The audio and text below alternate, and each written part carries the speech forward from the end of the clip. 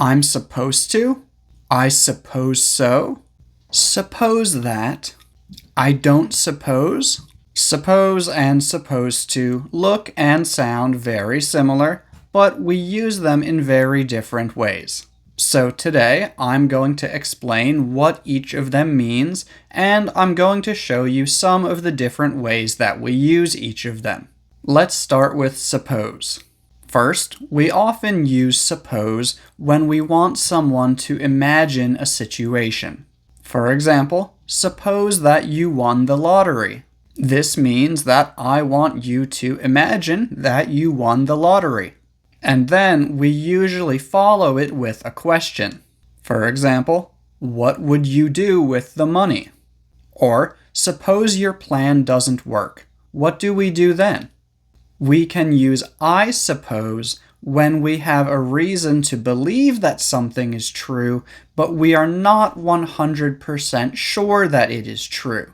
For example, he said he would be here around 5, but he's usually late, so I suppose he'll be here closer to 6. And often, when we use I suppose this way, it sounds like we want the other person to confirm whether or not this is true. For example, if I say, I suppose you eat spicy food? I'm basically asking you, do you eat spicy food? While at the same time telling you that I think the answer is yes. We sometimes say, I suppose so, when we are accepting an idea or agreeing to something that we are not really excited about. Maybe you are going out with a friend, and they ask if they can invite another friend who you don't like very much. You might reply, yeah, I suppose so. This is basically a friendly way of saying, I'm not very excited about inviting this person, but it's not a problem if you want to do that. And we often use I don't suppose to make polite questions, especially when we think that the answer is probably no. For example, maybe you need help, but you also know that your friend is very busy today. You might say, I don't suppose you have time to help me, do you? That basically tells them, I know that you're busy today, and it's fine if you say no. I will understand. Now, supposed to. And first thing, pronunciation. We often go straight from the S sound to the P sound without clearly pronouncing the short U sound. And we almost never make a clear D sound. The D and the T are usually going to make just one T sound that links the two words together. And just like we usually do, when we have to before a verb, we're not going to say to, we're going to say t.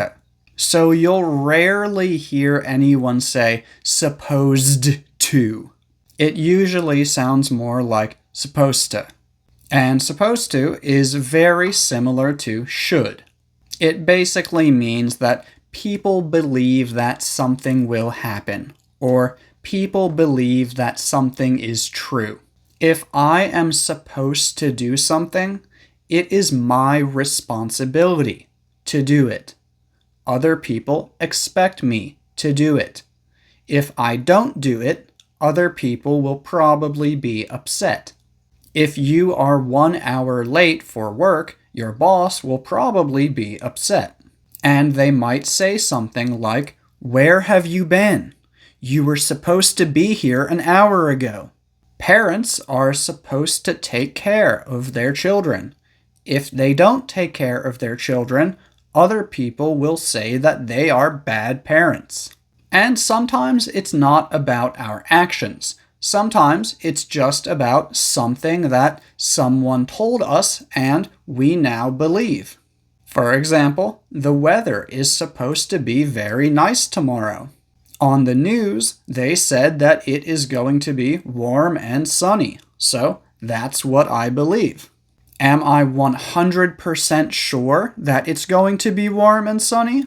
No, I'm not, but it's supposed to be.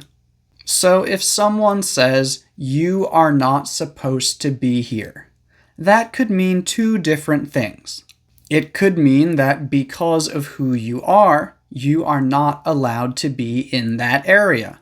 Or it could mean someone told them that you were not going to be there. So yeah, those are the main ways that we use suppose and supposed to.